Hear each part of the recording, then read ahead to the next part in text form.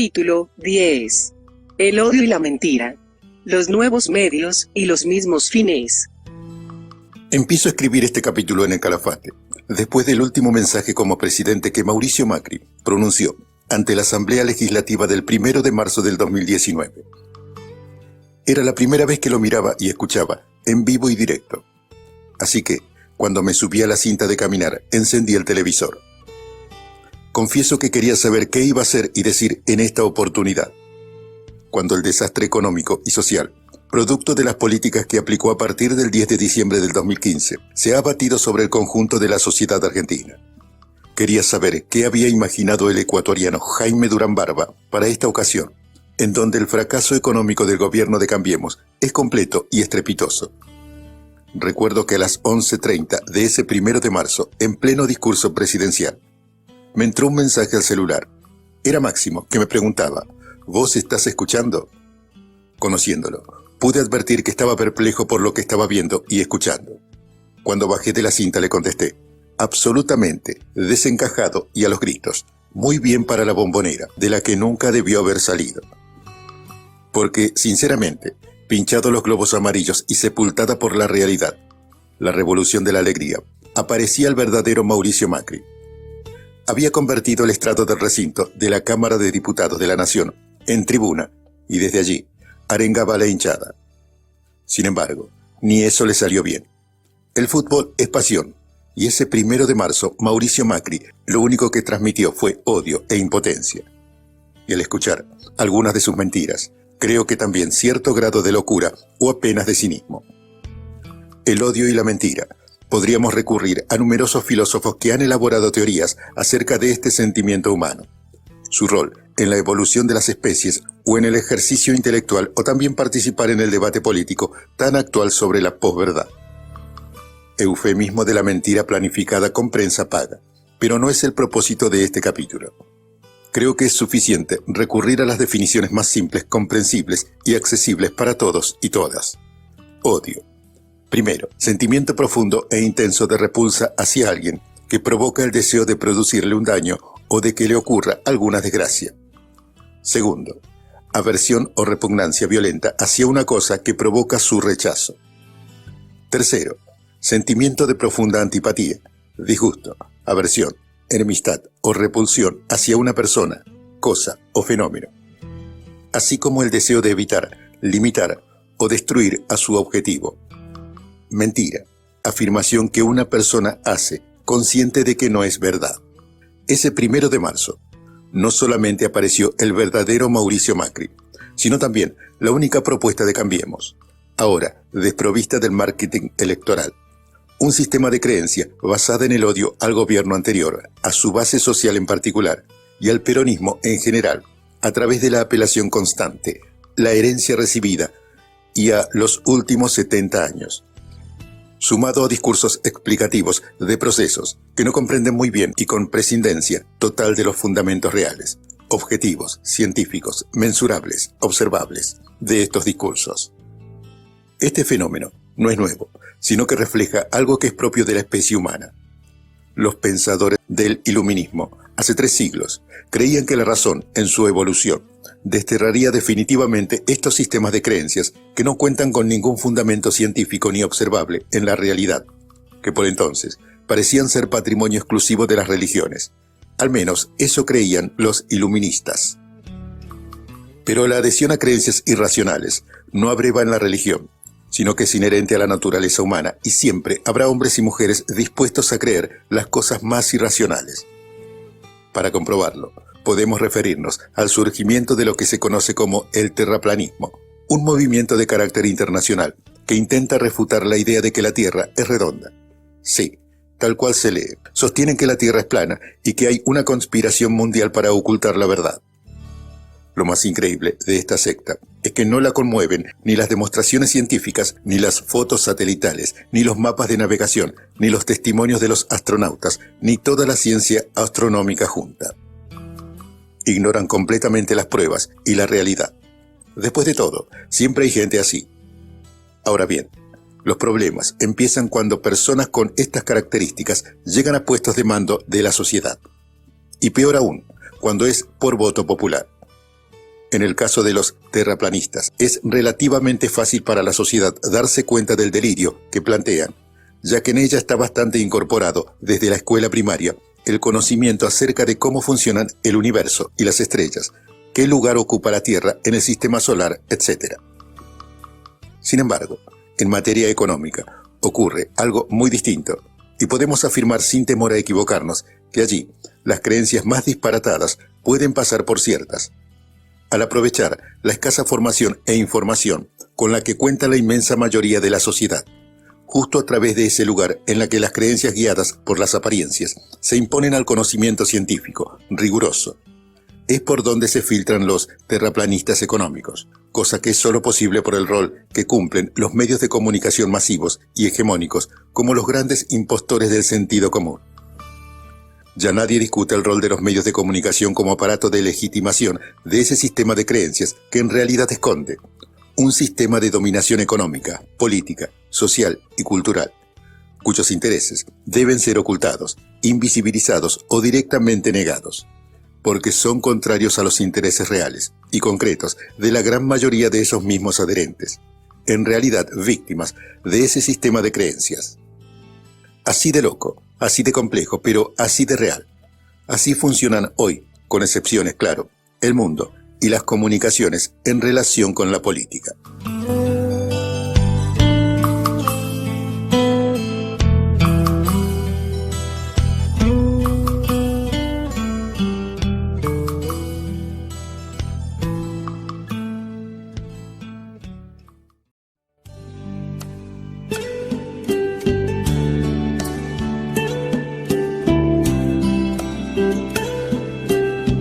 De Crítica a Clarín.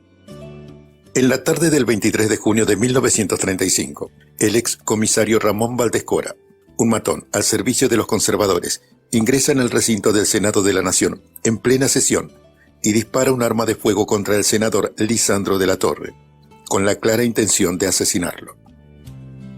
Sin embargo, es su colega de bancada, el senador también demócrata progresista, Enzo Bordavere, quien finalmente cae muerto al intentar cubrir con su cuerpo a de la Torre. Transcurría lo que se conoció como la década infame, así denominada por el grado de entrega del patrimonio nacional, corrupción, pobreza y miserias generalizadas, que algunos dan como iniciada con el derrocamiento del segundo gobierno de Irigoyen y concluida el 4 de junio del 43, cuando los militares deponen al presidente Ramón Castillo. Ese martes 23 de junio, Lisandro de la Torre había acorralado en el debate parlamentario a Federico Pinedo, ministro de Hacienda del general Agustín Justo, y a su ministro de Agricultura, Luis Dao, con una investigación dirigida a demostrar la connivencia de intereses entre el pool frigorífico extranjero y un sector muy reducido de los productores ganaderos. El hallazgo en el puerto de Buenos Aires de unas cajas rotuladas como corned beef, un producto cárnico, cuando en realidad llevaban en su interior la contabilidad negra de los frigoríficos ingleses rumbo a Londres, había desatado un verdadero escándalo. El atentado en el Senado de la Nación y el asesinato de un legislador en plena sesión hicieron el resto. El volumen de lo acontecido se agigantó exponencialmente y puso contra las cuerdas al gobierno de Justo. Sin embargo, al día siguiente de aquel episodio, muere en Medellín el gran cantor popular Carlos Gardel, asesorado por Natalio Botana, director del diario Crítica, que en ese momento tenía una tirada de 1 millón de ejemplares diarios. El presidente Justo arma una difusión sobredimensionada de lo ocurrido en Colombia, aprovechando el dolor popular, y así el retorno de los restos mortales de Carlos Gardel. Su velatorio y su sepelio ocupan durante día las tapas de los diarios, reduciendo a un plano muy inferior el asesinato de un senador de la Nación por la investigación de los hechos de corrupción del gobierno de los conservadores. El senador de la Torre y Federico Pinedo, abuelo del actual presidente provisional del Senado por Cambiemos, se habían insultado en el recinto y retado a duelo, pero la investigación del asunto de las carnes se posterga indefinidamente. El objetivo había sido ampliamente logrado. La gente se volcó a las calles durante el entierro de Carlos Gardel, olvidando por completo el asesinato del senador Bordavere. La historia demuestra que el rol de la prensa operando en contra de los verdaderos intereses nacionales y populares no es nuevo. En aquel momento, el diario Crítica funcionaba como el principal órgano de difusión y, sobre todo, como un formador de opinión. Como se verá, no hay nada nuevo bajo el sol. La temprana muerte de Natalio Botana en un accidente automovilístico en el año 1941 significó el ocaso de Crítica.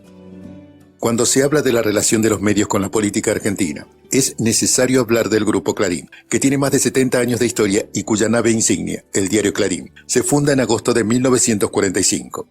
Ahora que lo escribo, me doy cuenta que Clarín tiene la edad del peronismo. ¿Qué cosa, no? Por ahí Macri tiene razón de que el problema que tenemos los argentinos data de hace 70 años. En las elecciones del 24 de febrero de 1946, Clarín tardó un mes en reconocer el triunfo de Perón, y para eso utilizaba la lentitud del escrutinio. A pesar de que se había reconocido ya el triunfo del peronismo, y difundió durante todo ese mes distintas noticias que ponían en duda el verdadero resultado electoral. Mi relación con ese grupo tuvo distintas etapas y pasó por diferentes momentos. En 1997 fui expulsado del bloque de senadores del PJ durante la presidencia de Carlos Menem. Clarín me trató muy bien en esa época, pero no por mi oposición a las políticas menemistas, sino porque durante el año anterior hubo una pelea personal encarnizada entre el diario y el entonces ministro de Defensa, Oscar Camilión, y sin saberlo quedé del lado de Clarín. En ese momento, hubo un conflicto muy importante en el gobierno por una triangulación ilegal de armas a Ecuador, y Clarín criticaba constantemente a Camilión, que además había sido ministro de Relaciones Exteriores durante la dictadura. La pelea entre Camilión, Noble, Mañeto, venía de lejos. Después de la muerte del fundador de Clarín, Roberto Noble, su viuda, Ernestina Herrera, le había entregado la gestión del diario al desarrollismo, al partido político que habían fundado Arturo Frondizi y Rogelio Frigerio, abuelo de su homónimo, ministro del Interior del gobierno de Macri. Este último encabezó la dirección real del diario entre 1969 y 1976. Camilión fue su delegado y el encargado de la línea editorial, mientras Héctor Mañeto, que había ingresado con ellos, organizaba el poder económico. El alineamiento de Camilión con Frigerio y sus aventuras amorosas estallaron por alcobas y por negocios, y Mañeto y Noble desplazaron a los desarrollistas. La sangre no llegó al río entonces, pero los rencores y las desavenencias políticas, como escribió el periodista Martín Sivac en su libro Clarín, la era Mañeto, permanecieron larvados. A mediados del mes de mayo de 1996, Camilión fue al Senado argentino convocado por el bloque justicialista, del cual yo formaba parte desde el 10 de diciembre del 95. Había estallado el escándalo del tráfico ilegal de armas a Ecuador, y el 14 de mayo, Clarín había publicado mi famosa frase en referencia al funcionamiento del bloque parlamentario. Esto no es un cuartel y yo no soy la recluta Fernández. Ampliamente festejada, debo reconocerlo, por el gran diario argentino. Recuerdo aquella reunión con la presencia de Camilión. Yo estaba sentada al fondo de la sala de reuniones del bloque y al lado mío estaba Jorge Lloma, el ex diputado, senador y luego también embajador en México entre 2007 y 2010. Yo criticaba a Camilión, pero en ese momento Lloma me dijo que no le hiciera el juego a Clarín. No comprendía de qué me hablaba y le pedí explicaciones. Y ahí nomás me largó el culebrón.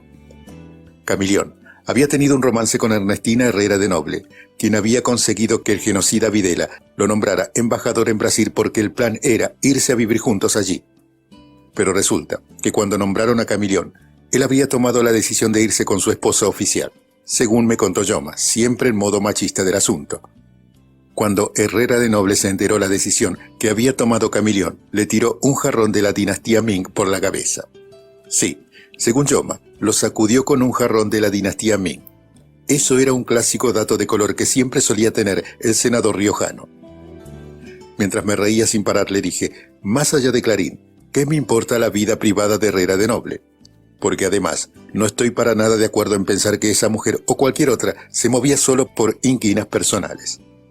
En resumidas cuentas, cuando Camilión fue al Senado le dije, ministro, con todo el escándalo que hay, con el desgaste y el costo político que le está provocando al gobierno, ¿usted no ha pensado seriamente en la posibilidad de renunciar? Se lo pregunté muy respetuosamente, pero Camilión lo tomó muy mal y contestó, usted no tiene la edad ni los antecedentes para hacerme esa pregunta. Recién llegaba al bloque como senadora de la provincia de Santa Cruz, y no sé qué cara habré puesto al recibir ese comentario, pero agarré la cartera, me levanté de la silla, pegué un portazo y me fui. Cuando salí del bloque, como era de público conocimiento, que Camilión estaba allí dentro, había una cantidad enorme de cámaras y periodistas. Me saltaron los noteros y allí comenzó todo. Clarín estaba feliz con mi oposición al ministro. Lo cierto es que por el costo que le produje a Menem y a Camilión, Clarín me catapultó como la genia de Cristina. Que me llamaran Cristina no me parecía curioso porque en Clarín a todas las mujeres las llaman por el nombre. A Carrió a veces le dicen Lirita, a María Julia Alzogaray le decían María Julia. Pero sin embargo a Vidal le dicen Vidal, no María Eugenia. ¿Será porque la eligieron como su candidata? La anécdota, no tan anécdota, sirve para graficar el poder de Clarín y su relación con la dirigencia política para su promoción o su hundimiento. Lo cierto, y a mi favor, es que tampoco, nunca me la creí.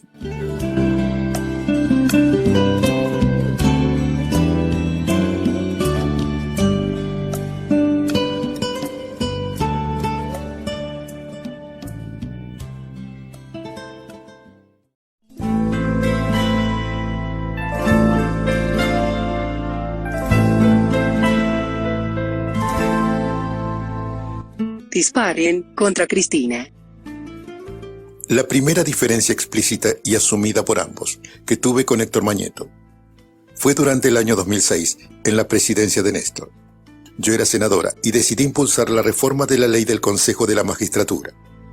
Recuerdo que Clarín estaba totalmente en contra de esa reforma y lo hacía saber con duras críticas en el diario y en toda su estructura informativa que se extendían, obviamente, a mi persona. Yo, a esa altura, tenía muy claro que el diario funcionaba como el libreto cotidiano que después era replicado en las radios, los canales de televisión y todo el aparato de comunicación privado en Argentina, en gran parte controlado por el mismo grupo. El proyecto de reforma que impulsábamos tenía por objeto reducir el poder de las corporaciones y darle mayor poder a la política. Consistía en reducir la cantidad de miembros del Consejo de 20 a 13 y sacar al presidente de la Corte Suprema de su doble función, ya que era también el presidente del Consejo. La ley, que hoy en día está vigente, tiene incorporada esa modificación impulsada por mí. Mi planteo era el siguiente. ¿Cómo puede ser que si hay algún litigio con cualquier decisión del Consejo de la Magistratura, va a estar el presidente de la Corte, que es la última instancia judicial del país, lidiando simultáneamente como presidente de ese cuerpo? Estaba claro que era totalmente incompatible presidir el Consejo y al mismo tiempo la Corte. En ese momento presidía Corte y Consejo el doctor Enrique Petracci, y antes de presentar el proyecto lo llamé por teléfono. Doctor, usted sabe que estoy trabajando en un proyecto de reforma del Consejo de la Magistratura y considero que el presidente de la Corte no tiene que ser también el presidente del Consejo. ¿Usted qué opina? Me contestó, estoy totalmente de acuerdo con lo que usted dice. Ahí nomás le pregunté, doctor, cuando vaya a la Comisión de Asuntos Constitucionales, ¿puedo mencionar que me comuniqué con usted personalmente y que me dijo que piensa lo mismo que yo? Sí, por supuesto, contestó y agregó. La Corte debe ser independiente porque es el último control de legalidad. Si el último control no funciona bien, la única opción es ir a una Corte internacional. Como la Corte tiene la última palabra en el control de legalidad de todos los actos de las instituciones argentinas, no puede participar en la vida de ninguna de las instituciones argentinas. Es tan simple como eso. Además, realmente es un despropósito. Más claro, el agua. Fui al Senado y dije, acabo de hablar con el presidente de la Corte y está de acuerdo con mi planteo. Después de eso, se aprobó la reforma. Pero lo interesante es que durante la discusión, antes de que fuera aprobada, Jorge Rendo, encargado de las relaciones institucionales del Grupo Clarín, y Mañeto, se reunieron a almorzar con nosotros en la Quinta de Olivo. Solían hacerlo con frecuencia durante la presidencia de Néstor. Recuerdo un día que, ya finalizada la sobremesa, íbamos caminando hacia la salida del comedor y Mañeto me dijo, no pueden sacar la reforma, la gente no está de acuerdo, la calle no está de acuerdo, hay mucha crítica y opinión negativa. Entonces le contesté, ay Héctor, no le decía Mañeto, le decía Héctor, la calle, me lo dice en serio, ¿usted cree que la calle sabe que estamos discutiendo en el Senado? La calle ni siquiera sabe lo que es el Consejo de la Magistratura. Son ustedes los que no están de acuerdo, no la calle. Mire, Pueden seguir sacando 20.000 editoriales y artículos en mi contra que voy a seguir opinando lo mismo y votando lo mismo. Creo que Mañeto, ese día, se dio cuenta que no podía amedrentarme con los títulos de Clarín. Sinceramente, no me afectaban. Creo que ahí advirtió que, al no tenerles miedo, no podría manejarme. En fin, por el debate que inicié para reformar la ley del Consejo de la Magistratura, Mañeto me hizo la cruz. Él tenía un fuerte interés por la política y no se trata solamente de un tema de lobby para resguardar o mejorar sus intereses económicos. Eso sería minimizarlo. Le interesa el poder de la política, el poder del sistema de decisiones, es decir, el poder en sentido estricto y completo. Siempre quiere decidir. ¿Cuál era sino el sentido de oponerse a la reforma del Consejo de la Magistratura?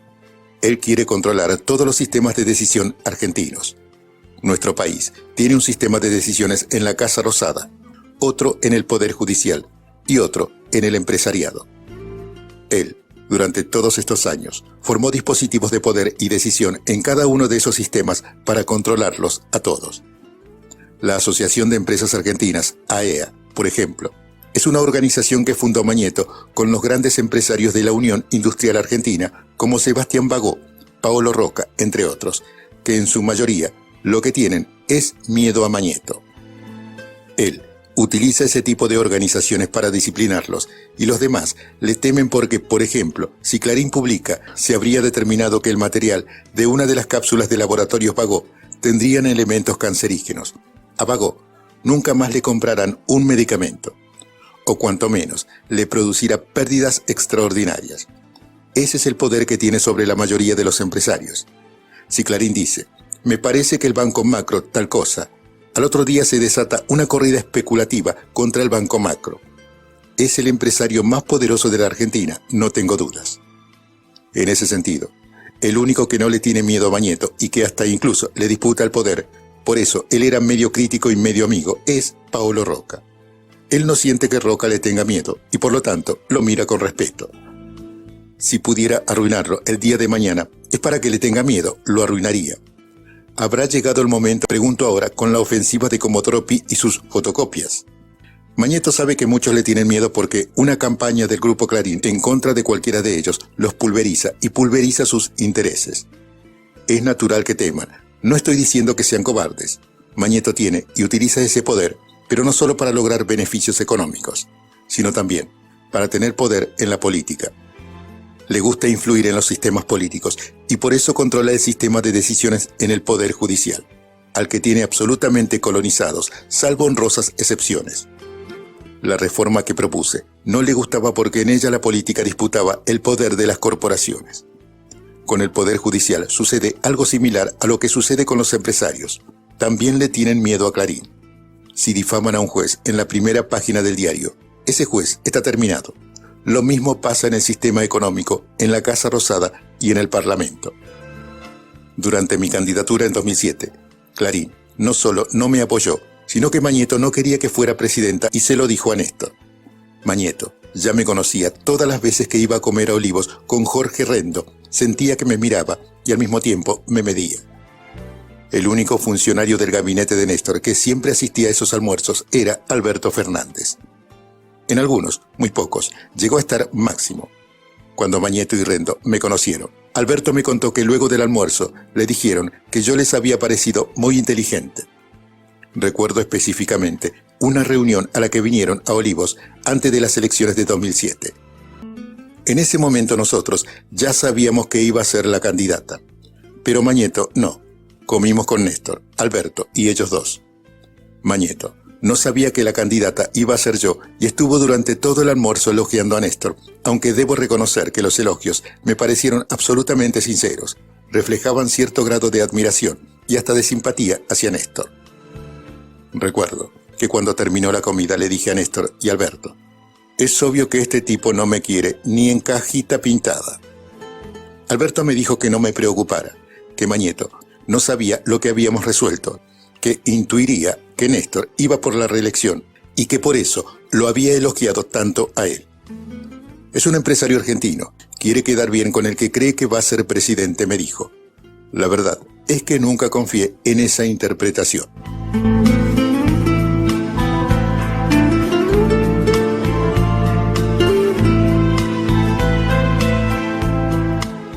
día de la elección, el 28 de octubre del 2007, estaba en Río Gallegos. Era domingo, y recuerdo que Clarín tituló: "Hay posibilidades de balotaje". Está el registro, no es un invento mío. Saqué 46 puntos y en segundo lugar estaba Carrió con 23. Pero sin embargo, decían que había posibilidad de balotaje. Era imposible. Se trataba de una expresión de deseo. Era clarísimo que no me quería. A la distancia, puedo afirmar que la embestida de Clarín hacia mi persona fue incluso antes del 2008, año del conflicto con las patronales agropecuarias, cuando todavía era senadora. Decían, por ejemplo, que me había hecho cirugías en la cara. Criticaban mi gusto por las carteras y por los tacos, entre tantas otras cosas. Pero lo cierto es que nunca tuve nada que ocultar. Es una marca de las mujeres de mi familia. Me encantan las carteras y los tacos. ¿Cuál era el problema? Los artículos sobre cuestiones estéticas, de ropa y todas las otras cosas más misóginas que se puedan imaginar estuvieron a partir de allí a la orden del día.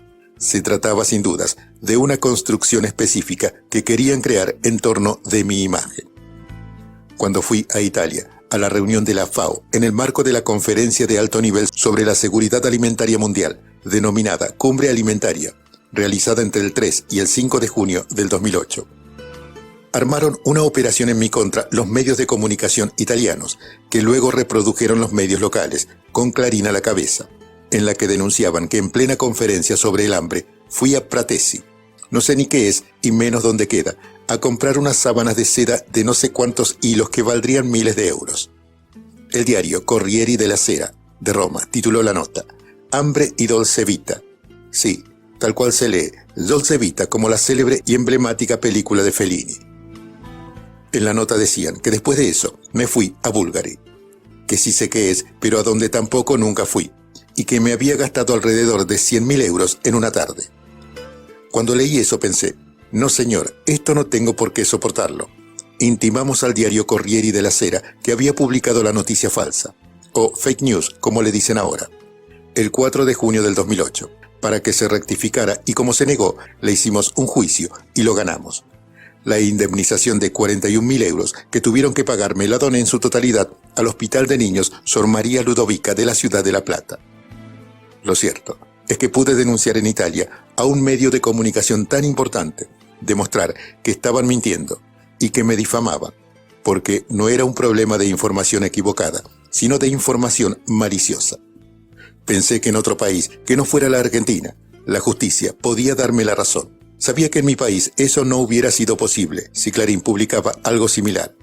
Nadie firmaría una sentencia contra Clarín, y por si fuera poco, favorable a mí. En Roma, el Poder Judicial comprobó que el Corriere della Sera había mentido y lo condenó a indemnizarme. Acá, ese hecho tan escandaloso y al mismo tiempo tan demostrativo de la utilización de la prensa para difamar políticamente fue ocultado por la prensa. Más claro, el agua. Inclusive, en una de las audiencias dispuestas por el Poder Judicial italiano, en donde me interrogaron y que se hizo vía Skype con Roma, me tomé el trabajo de invitar a varios periodistas para que la presenciaran. Por supuesto, solo algunos publicaron cosas mínimas y en las últimas páginas, porque si se tomaba en cuenta que lo publicado por el diario italiano había sido todo mentira, también se ponía en tela de juicio todas las cosas que habían dicho sobre mí en los medios locales. Los medios argentinos, que habían publicado en lugares destacados la nota de Corriere della Sera, Clarín, La Nación y otros, no mencionaron una sola línea sobre la condena de la justicia italiana. La presidenta de la Argentina le había ganado un juicio al diario más importante de Italia, porque la había difamado y cuestionado en su rol de presidenta, porque además no estaba de vacaciones, había ido como jefa de Estado a hablar a la FAO y nadie publicó nada. Notable. Quiero recordarles que el título de este capítulo es El odio y la mentira, los nuevos medios y los mismos fines. Y lo que voy a contarles ahora refleja, como pocas cosas, tal vez el sentido de esa palabra. Hace pocos días, un investigador de historia se puso a revisar el mítico viaje de Eva Perón a Europa durante el año 1947 y halló 2 artículos periodísticos publicados también por el Corriere della Sera, que paso a transcribir textualmente. El primero: Roma, 5 de julio. La señora de Perón compra joyas para los amigos. Alrededor de las 20:30 de ayer, la señora de Perón, llegó a una distinguida joyería, donde ha elegido entre varias de las joyas más artísticas y modernas. Se entendería que son con la intención de hacerles presentes a algunas de sus amistades italianas antes de partir, y a otras amistades argentinas cuando haya regresado allá. El segundo artículo viene acompañado de la fotografía de un fantástico auto descapotable blanco de aquella época y dice también textualmente: lo compró Eva Perón, un auto idéntico a este que se presentó en el parque del Palazzo Real de Torino en la tarde de la moda y del automóvil. Fue comprado en Milán por Eva Perón. Cuesta 3.700.000 liras. Precio en el mercado negro de 6 o 7 millones. Eva Perón todavía no era Evita, pero el odio y la mentira ya la tenían como objetivo. Como podemos ver, nada nuevo bajo el sol, aunque en este caso histórico, idéntico como pocos al que motorizó mi denuncia contra el Corriere della Sera. Correspondería decir, los mismos medios y los mismos fines. De todo modo, como dije, creo que el grupo Clarín decidió comenzar la campaña de difamación e injurias contra mí antes de la polémica sobre la resolución 125 sobre retenciones móviles. Y en parte creo que también tuvo que ver con que advirtieron una posible alternancia entre Néstor y yo, y que de esa manera podíamos seguir gobernando. Ahora que escribo esa palabra, gobernando, me doy cuenta lo que realmente les molesta de nosotros, que se gobernara desde la calle Balcarce y no desde la calle Tacuarí. Las corporaciones, por definición y por intereses, no lo aceptan. Retomando la cuestión, está claro que los medios argentinos pueden publicar lo que quieren, porque han colonizado el Poder Judicial. Un ejemplo del manejo que tiene la justicia es lo que le hicieron a Víctor Hugo Morales cuando, el 4 de mayo del 2018, allanaron su casa 4 días después de volver a la conducción del noticiero de C5N, canal de noticias crítico del gobierno de Mauricio Macri, en el marco del juicio que Cablevisión le había iniciado por poner al aire un tramo del final de la Copa Intercontinental del 2000 entre Real Madrid y Boca Juniors. Incluso, durante el allanamiento, secuestraron cuadros y objetos personales de su casa. Ahora, ¿alguien se imagina qué hubiera pasado si en mi gobierno hubieran hecho un allanamiento similar en la casa de Jorge Lanata, de Marcelo Longobardi o de Luis Majul? Hubiera sido tomado como una declaración de guerra contra el periodismo independiente, como les gusta definirse, y me hubieran condenado. Ellos decidieron hacerme la guerra, no lo digo yo, lo dijo el fallecido periodista Julio Blanc, importante editorialista del diario Clarín, cuando reconoció: hicimos periodismo de guerra. Como ya recordé en otro capítulo, al Corriere della Sera, que es el equivalente de Clarín en Italia, le hice juicio porque podían condenarlos. Acá, ¿quién ha obtenido una condena firme contra Clarín? Nadie. Eso demuestra que estamos frente a una democracia absolutamente colonizada y que a través del Poder Judicial coloniza al resto, porque saben que nadie los puede denunciar y que siempre se pierde. Esas escenas patéticas que vimos por televisión de cómo le descolgaban los cuadros a Víctor Hugo Morales demuestran hasta qué punto hemos llegado. Se parecen también sugestivamente al secuestro de mis cuadros y elementos personales ordenados por Bonadío en mi casa. ¿Qué cosa ser objeto del odio de Clarín?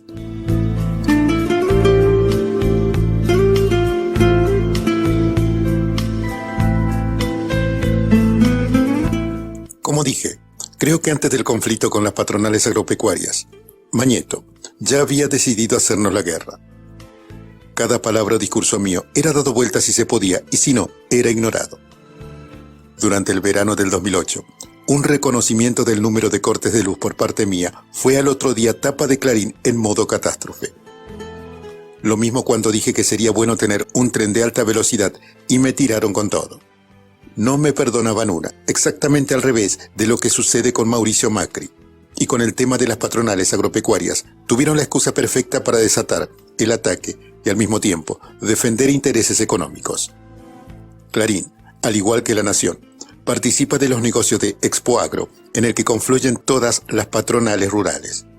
Durante nuestro gobierno, la forma de operar que tuvo el Grupo Clarín con respecto a nuestras políticas era siempre la misma. O daban vuelta al sentido de lo que hacíamos, o cuando no podían dar vuelta a las políticas, las invisibilizaban. De esa forma, lo único que aparecía en los medios de comunicación hegemónicos acerca de mí y de mi gestión era malo. Por ejemplo, durante la crisis global del 2008, ¿qué tendrían que haber publicado y difundido? Que en el medio de una crisis tremenda donde se estaba cayendo el mundo, acá no había coletazos. Sin embargo, no dijeron nada. Incluso trataron de invisibilizar la crisis mundial hasta donde pudieron. Parecía que la culpa de todo la tenía yo por el conflicto con las patronales agropecuarias. Esto se nota aún más ahora, cuando durante el gobierno de Cambiemos es exactamente al revés. Esta vez, la crisis es verdaderamente por culpa del gobierno y sus políticas, y sin embargo, no solo lo ocultan, sino que dicen que es por culpa de factores externos. Después del conflicto que se desató por las retenciones móviles a la soja, Néstor intentó recomponer la relación con Mañeto. Quería que habláramos con ellos acerca de cómo había tratado el tema desde el Grupo Clarín y de todo lo que habían dicho en nuestra contra. Entonces los invitó a comer a Olivos y vino otra vez con Rendo. Después de la comida, Mañeto y yo nos fuimos al salón blanco del chalet a hablar a solas. Recuerdo que fui con mi perrita Cleo. Nos sentamos en uno de los sillones de cuero blanco que había en ese salón. Él se sentó en un extremo y yo en el otro. Lo cierto es que empezamos a hablar e inmediatamente le reproché el ataque fenomenal que nos había hecho durante el conflicto con las patronales rurales. Recuerdo que tenía puesto un aparato en la garganta porque tenía dificultades para hablar después de su operación en Estados Unidos. Algunas cosas las entendía, pero en los últimos tiempos era muy difícil comprenderlo cuando hablaba. Eso era otro de los problemas que teníamos. Además de no compartir las cosas que decía, tampoco lo entendía. Luego de mi reproche, Mañeto me dijo: Cristina, fueron verdaderas puebladas en todos lados, refiriéndose a las manifestaciones y los cortes de ruta llevados a cabo durante aquel conflicto. Sí, le dije, incentivado por ustedes y por todos sus canales de televisión, principalmente por TN. Seguimos hablando y me respondió: no, Cristina, así es el neoliberalismo. Eso me dijo. Que la ideología triunfante era el neoliberalismo y había que aceptarlo. Me llamó la atención porque nunca lo había escuchado hablar del neoliberalismo. Al contrario, las veces que charlamos de economía con él, teníamos coincidencias. Siempre me pareció que tenía una posición más bien desarrollista. Eso del triunfo del neoliberalismo y lo que pasó con Cleo, mi caniche Minito y después, fue lo que más recuerdo de ese día. Cleo, que durante la charla estaba sentada en mi regazo, no le sacaba los ojos de encima a Mañeto. De repente empezó a gruñir y gruñir cada vez más fuerte. Él trató de sonreírle y me dijo: qué simpática la perrita. Aunque la reté, no hubo caso. Le mostraba los dientes cada vez más, hasta que tiró un tarascón al aire. Él se sorprendió y la tuve que sacar de la sala. Si bien no era muy sociable, nunca la había visto así con nadie. Creo que los animales pueden detectar cosas que nosotros no. Cleo era el diminutivo de Cleopatra, su verdadero nombre. Creo que ya mencioné mi admiración por la reina egipcia. Era mi amor y después de un tiempo supo ser el amor de Néstor. Al principio él no la aguantaba, decía: ¿qué hace esta perra? No me la pongas arriba de la cama. Tiempo después, cuando me iba de viaje, Cleo dormía con él, que me decía en broma: se va una perra y me ponen otra en la cama. Ya la amaba. Cuando yo no estaba, Cleo era amorosa con Néstor. Lo conquistaba, se iba con él a mirar televisión, pero cuando yo volvía, ella literalmente lo ignoraba, no le prestaba más atención y él se indignaba y decía: perra desgraciada, no estabas vos y andaba todo el día tras mío, y ahora venís y no me prestás atención. Retomando la reunión con Mañeto en Olivos y después de sacar a Cleo, no pudimos hablar mucho más de política. Él me contó que había estado en Alemania con la hija y que había visitado el Museo Pérgamo en Berlín y que le había encantado. Yo también le comenté que me había parecido un lugar increíble y hermoso. Integra un complejo llamado Isla de los Museos y tiene maravillas arquitectónicas, antigüedades clásicas como la Puerta del Mercado Romano de Mileto o el altar de Zeus, aunque lo que más recuerdo es la puerta asiria de Istar. La conversación siguió sobre diversas cuestiones, algunas personales. Mañeto me contó que lo único que extraña mucho, por culpa de su enfermedad, era el asado y no poder comer lo que quisiera. Y casi yéndose me dijo: no podré comer, pero me salvé de 2 cánceres. Me lo repitió 2 veces, con mucho énfasis: 2 cánceres. Me di cuenta que su enfermedad lo había afectado mucho, pero que también lo había fortalecido. Luego volvimos al comedor, donde estaban Rendo y Néstor, y los despedimos. Quedé impresionada, y cuando se fueron le conté lo de Cleo. Néstor no podía parar de reírse e hizo las bromas que solía hacer. Yo, enganchada con lo que había pasado, le seguía diciendo: te juro que fue terrible. Me impresionó mucho lo de Cleo. Mi caniche Minitoy finalmente murió unos años después porque tenía una malformación genética. Me acuerdo de ese día, fue muy duro. Estábamos comiendo en Olivos, ya sin Néstor, y uno de mis secretarios, sin entrar al comedor donde estábamos, gritó: Máximo. Me sorprendió porque lo llamó muy fuerte, casi imperativo. Y después de unos minutos, cuando él regresó con cara rara, me dijo: mira, mamá. Él nunca me llama mamá. Y ahí no sé por qué me di cuenta que Cleo había muerto. Me puse a llorar desconsoladamente. Cleo había entrado en mi vida cuando era senadora y Néstor presidente. La única mascota que teníamos hasta ese entonces era nuestro boxer, Alex. La muerte de Cleo fue horrible porque sentía que todo lo que me había rodeado se iba. Como ya conté, Néstor se había encariñado con ella y había pasado de no aguantarla a adorarla. Se preocupaba de que tuviera agua, que comiera. Ese día lloré mucho por lo de Cleo, pero en realidad lloraba por Néstor y por mí. Me sentía muy sola. Reviví la pérdida. Cleo era algo que nos unía, algo que teníamos él y yo. Máximo me vio tan mal que organizó que me fueran a buscar una perrita igual. Encontraron un criadero en San Fernando que tenía caniches Minitoy parecidas a Cleo, hasta del mismo color. En síntesis, esa misma noche, Lolita llegó a Olivos y todavía me acompaña. Años más tarde, cuando volví a hablar con Alberto Fernández, luego del distanciamiento que tuviéramos durante 10 años, pude enterarme a través suyo que antes de aquella reunión con Mañeto, a solas, en el Salón Blanco de Olivos, lo había llamado Jorge Rendo para invitarlo a almorzar. Comieron en el Hotel Faena de Puerto Madero y allí le dijo: acordamos con Néstor armar una reunión con Cristina y Héctor. Necesito que me ayudes a entender por qué Cristina está enojada. Alberto le contestó que más allá de todo lo que pasó con TN durante el conflicto por la resolución 125 de las retenciones móviles, terrible por cierto, había un punto de origen en las diferencias entre ellos. Cristina siempre creyó que Mañeto no estaba de acuerdo con su candidatura. Según me contó Alberto, Rendo le preguntó qué debía hacer Mañeto para que el ruido en la relación se apagara. Me parece que primero tendría que explicarle el porqué de muchas cosas, le dijo, además de recordarle que le había parecido tremenda la cobertura de TN sobre el conflicto con las patronales rurales. En diciembre del 2008, nuestra relación con Clarín estaba muy mal y según Alberto, Rendo le había dicho, en aquel primer almuerzo en el Faena, que existía la posibilidad de mejorarla. Le contó que Néstor lo había llamado y le había dicho que estaba organizando una reunión. A fines de diciembre del 2008, Rendo volvió a invitar a Alberto Fernández a comer al Faena. Le contó que se había llevado adelante la reunión y que Mañeto y yo hablamos en privado aproximadamente 2 horas. La verdad es que la charla a solas no había sido más de 45 minutos.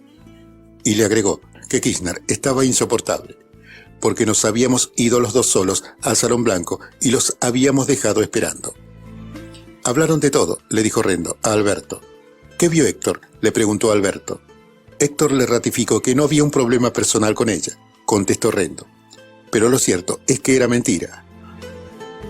Aquel día Mañeto me dijo, nosotros no tuvimos nada que ver con el campo y que solamente reflejaron una pueblada. Una pueblada.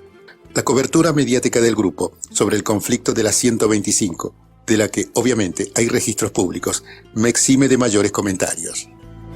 El ataque más feroz que se realizó, como siempre, a través de TN, el canal de noticias del grupo.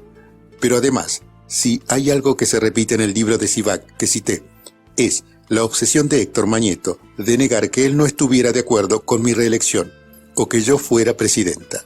Mi Dios.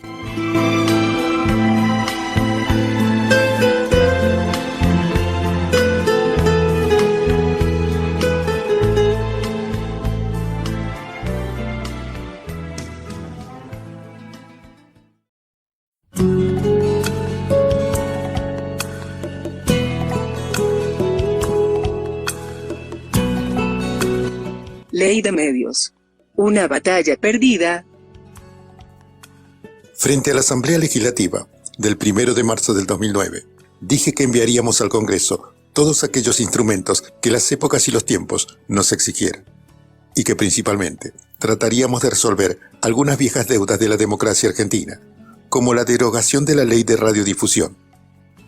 Así que el 18 de marzo del 2009 presentamos el anteproyecto de la Ley de Servicios de Comunicación Audiovisual en el Teatro Argentino de La Plata. Estaba Néstor, que en ese momento era titular del PJ, y en el acto hablaron 2 secretarios del área y el jefe de gabinete en ese entonces, Sergio Massa. Recordé cuando un año antes habíamos comenzado a reunirnos con las organizaciones integrantes de la Coalición por una Comunicación Democrática y con las distintas entidades que nucleaban a las empresas periodísticas, porque hicimos reuniones absolutamente con todos los sectores.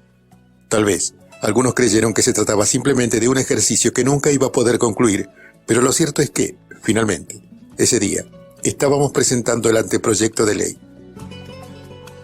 No era algo coyuntural, al contrario, era un instrumento jurídico trabajado con una seriedad y una profundidad enormes, que iba a ser sometido a discusión en foros regionales que se desarrollarían a lo largo y ancho de todo el país, y que fundamentalmente abogaba por el derecho de los argentinos a expresarse libremente sin que ello sea impedido por empresas que monopolizan la palabra.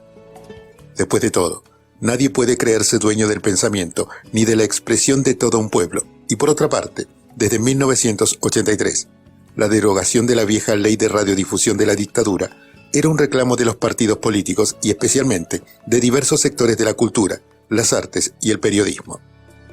Es más, el primer presidente de la etapa democrática iniciada en el 83, Raúl Alfonsín, a través de un proyecto del entonces diputado nacional Osvaldo Álvarez Guerrero, intentó impulsar una nueva ley sobre la materia. La única virtud que tenía la vieja ley era la prohibición expresa de la integración vertical en materia de medios de comunicación, similar a la que rige en Estados Unidos.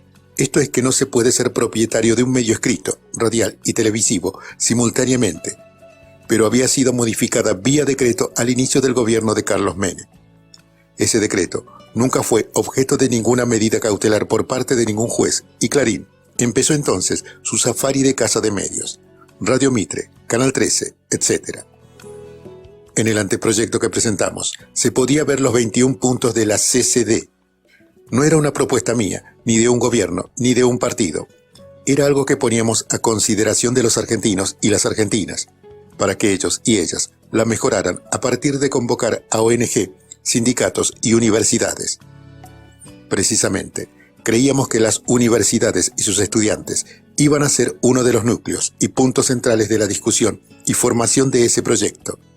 Y no nos equivocamos. La antigua ley de radiodifusión, cuya derogación proponíamos, no solamente estaba invalidada por su origen dictatorial, sino también por su atraso con respecto a los cambios tecnológicos operados.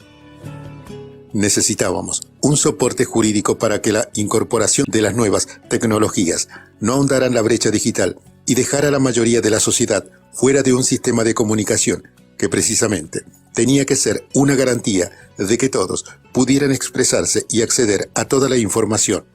En un mundo, un salto fenomenal en materia tecnológica.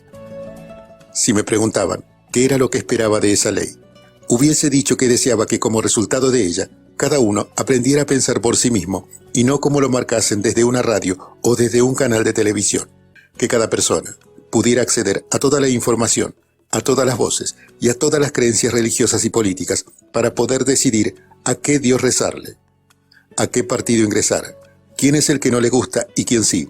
En definitiva, creía que solamente podíamos formar ciudadanos libres si ellos tenían la posibilidad de formar su propio pensamiento.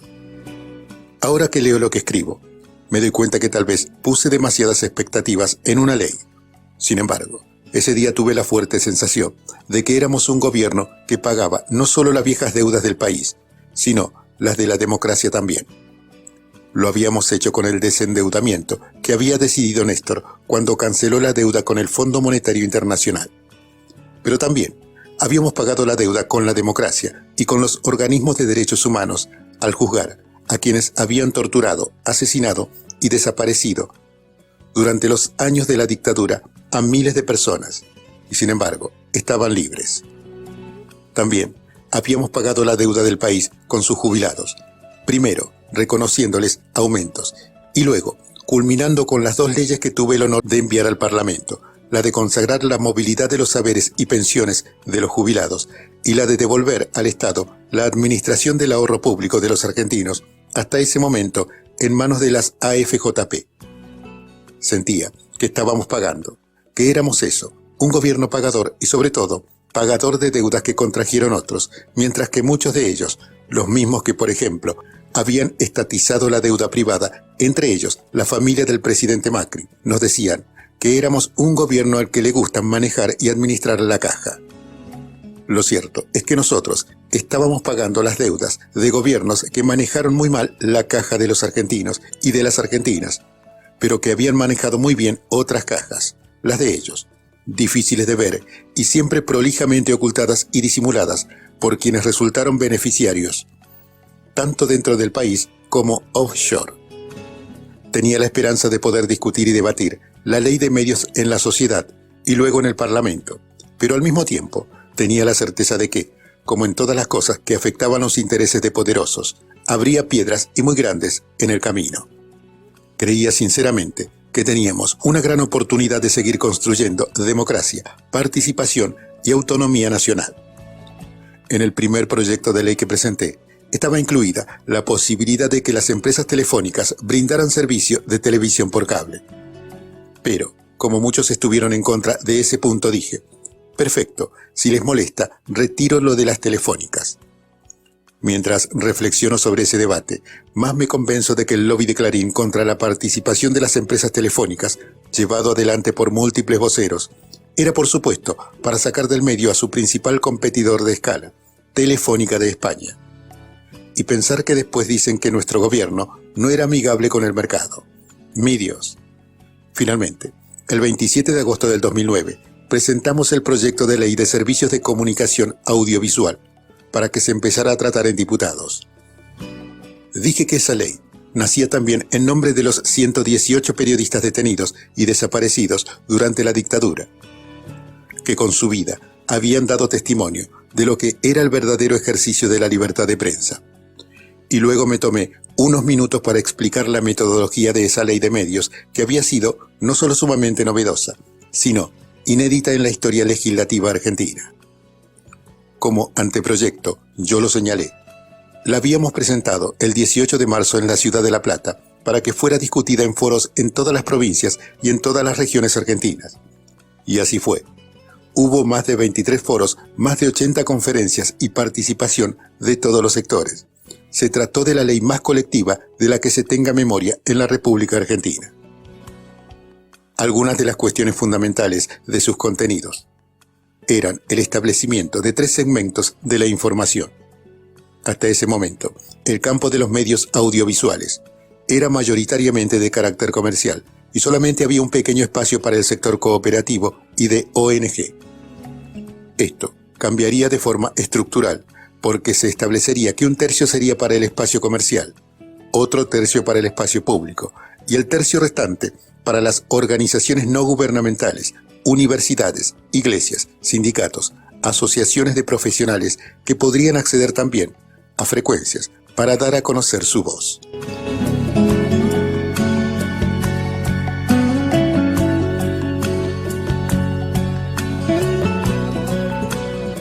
De eso se trataba el proyecto, articular al Estado con la sociedad y el mercado en el campo de la comunicación audiovisual. Se sustituía el viejo directorio militar por un organismo amplio, plural, en el que participarían el Poder Ejecutivo y la oposición parlamentaria, creándose también organismos como el Consejo Federal, donde iban a intervenir todas las provincias y todos los actores, los privados, los públicos, los cooperativistas, las organizaciones no gubernamentales y hasta los pueblos originarios, para asegurar de ese modo el derecho al acceso a la información pública como la única y verdadera garantía de una auténtica libertad de prensa. También me pregunté ese día por qué durante 26 años nadie había enviado un proyecto similar. Y lo cierto es que mientras algunos decían que nuestro gobierno había superpoderes, en realidad lo que existía y existe aún en Argentina era y es un superpoder que se impone sobre los 3 poderes instituidos por la Constitución para arrancarles decisiones a partir de la presión mediática. Por eso, conceptos como libertad de expresión, libertad de prensa, derecho a la información, debían ser nuevamente interpretados, pero esta vez en su correcta dimensión, para poder ser debidamente garantizados, porque libertad de expresión no podía convertirse en libertad de extorsión. Libertad de prensa no podía ser confundida con la libertad de los propietarios de los medios de prensa, y porque el derecho a la información significaba el derecho a toda la información, no al ocultamiento de una parte de ella y a la distorsión y manipulación de otra. Esa ley lo que pretendía era consagrar la pluralidad y el principio de que todos puedan ser escuchados. Quería elevar la voz de los que nos gustaban y la de los que no nos gustaban. Estaba segura de que aquella ley lo que iba a hacer era poner a prueba el Parlamento, nos iba a poner a prueba como democracia, y lo hizo. La ley 26.552 de Servicios de Comunicación Audiovisual obtuvo la sanción definitiva en el Senado el 10 de octubre del 2009, y el día 21 de ese mismo mes anuncié su implementación en el Teatro Argentino de La Plata, el mismo lugar donde había presentado el anteproyecto el 18 de marzo. Expliqué una vez más que la ley implementaba una novedosa forma de participación popular en materia de construcción legislativa, y que era una ley del pueblo, una ley de la coalición democrática, de las organizaciones libres, de los hombres y mujeres, de los actores, periodistas, trabajadores de la ciencia de la comunicación y también de las universidades, que incansablemente habían luchado durante muchos años para eso. Le agradecí a los periodistas críticos y a los partidos políticos de la oposición. Aquella era más que una ley, implicaba dar una profunda batalla cultural. Y dando aquella batalla también se habían caído algunos mitos, como por ejemplo el de la libertad de prensa independiente. Se trató de una ley de construcción colectiva y federal, en la que se reflejaron muchísimos sectores, pueblos originarios, actores, directores de cine, periodistas, intelectuales, organizaciones de derechos humanos, movimientos de cooperativistas, todos aquellos que integraron la coalición por una comunicación democrática, que, allá, por abril del 2008, me habían ido a ver a la Casa de Gobierno, no sin cierto escepticismo porque era un año complicado en lo político y en lo económico. Pero la ley se llevó adelante y se le hicieron más de 200 modificaciones en los foros y en la Cámara de Diputados. Era un día de festejo porque quedaba clausurada otra etapa de la dictadura. Ahora, mientras escribo estas líneas, pienso que quizás fue una ley tan complicada y compleja que tendríamos que haber hecho algo más corto y concreto. Pero sacrifiqué una ley precisa y mejor por tener la mayor cantidad de voces representadas. Alguna vez, los sectores autodenominados progresistas deberán plantearse frente a futuros debates y discusiones si la exigencia permanente de lo ideológicamente perfecto no es directamente proporcional al fracaso, o cuanto menos, a la imposibilidad de poder cambiar en serio las cosas, y objetivamente, más allá de las buenas intenciones, terminar siendo funcional a la derecha y al status quo. Pero lo cierto es que sumamente discutido y debatido, un modelo importante de la ley de medios de comunicación en el mundo, que chocó con un problema hasta ahora insoluble de la democracia, la situación del poder judicial tal cual está en Argentina, donde hasta lo perfecto termina siendo insuficiente. Podíamos sacar la ley más precisa y perfecta del mundo, pero si después los jueces no lo quieren aplicar, no hay mucho para hacer, así de sencillo. En este punto, es bueno recordar el proyecto de reforma judicial que no pudimos llevar adelante y que expliqué en el capítulo 6. En lo que hace a las medidas cautelares, la ley de medios, pese a ser una ley única en su legalidad parlamentaria y su legitimidad social, por el nivel de participación en el proceso de su sanción, no pudo ser aplicada durante años por una medida cautelar. Con una mirada retrospectiva, debo concluir que, para terminar con la concentración de los medios de comunicación en pocas manos, hacía falta tal vez algo más. Junto a la Ley de Servicios de Comunicación Audiovisual, habría que haber aplicado una ley antitrust, antimonopolio. Será por eso que en la Ley de Defensa de la Competencia, sancionada en el 2018 bajo el impulso del gobierno de Cambiemos, eliminaron el artículo que establecía que tener el 40% del mercado es posición dominante y por lo tanto monopólica. Está más que claro que también hay que ir por ese lado. En ningún país del mundo Los dueños de los medios de comunicación pueden hacer lo que hacen en nuestro país, ni en Inglaterra, ni en Alemania, ni en España. En Estados Unidos, por ejemplo, además de normas antimonopólicas muy severas en materia de porcentaje de participación en el mercado, los propietarios de medios de comunicación escritos no pueden tener medios de comunicación radiales ni televisivos y viceversa. En este campo, la situación de Argentina nos ha terminado colocando en un lugar vergonzoso en materia de libre competencia en el mercado comunicacional. Todas las empresas de comunicación saben lo que está pasando en Argentina y por eso es muy difícil que alguien hoy confíe en el país. Es una cosa rara, es un fenómeno muy impresionante lo de Clarín. No hay ningún país en el mundo en donde un empresario tenga el poder que tiene Mañeto. En Estados Unidos, por ejemplo, le pusieron una multa de alrededor de 9.000 millones al banco HSBC. Y algo similar sucedió con Bill Gates. Estamos hablando de uno de los empresarios más ricos, poderosos y emblemáticos del mundo. Sinceramente, es muy preocupante el factor Clarín en Argentina, que nos transforma en un país anómalo por completo. Su centralidad en el escenario de la política nacional quedó claro, una vez más, cuando a pocos días de haber asumido el gobierno de Cambiemos, Macri firmó el DNU 267/2015, a través del cual se derogaron los artículos de la ley de medios que a Clarín le molestaban y que nunca se habían podido aplicar por haber sido objeto de las medidas cautelares del partido judicial. Pero el círculo de favores cerró en diciembre del 2017, cuando el Ente Nacional de Comunicaciones, ENACOM, aprobó la fusión entre Telecom y Cablevisión, dándole a Clarín la posibilidad de proveer el servicio de cuádruple play. La combinación de telefonía fija y móvil, internet a través de banda ancha, donde ya controlan más del 60% del mercado, y televisión por cable, todo por el mismo prestador.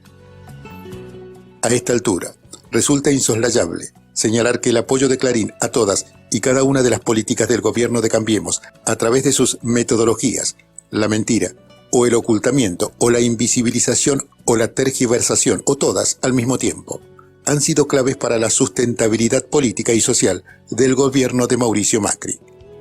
Para decirlo de una manera más clara, solo el blindaje mediático garantizado por el Grupo Clarín ha permitido esta verdadera catástrofe económica y social que se abate sobre todos los argentinos y las argentinas. ¿Fue una batalla perdida la ley de medios? No, de ningún modo. Hoy sabemos mucho más que estamos leyendo cuando leemos Clarín, La Nación, Página 12 o Tiempo Argentino. Después de todo, el precursor, como en tantas otras cosas sin necesidad de ley, se llamó Néstor Kirchner, cuando con 2 palabras sintetizó lo que hoy gran parte de los argentinos y argentinas ya saben. Clarín miente.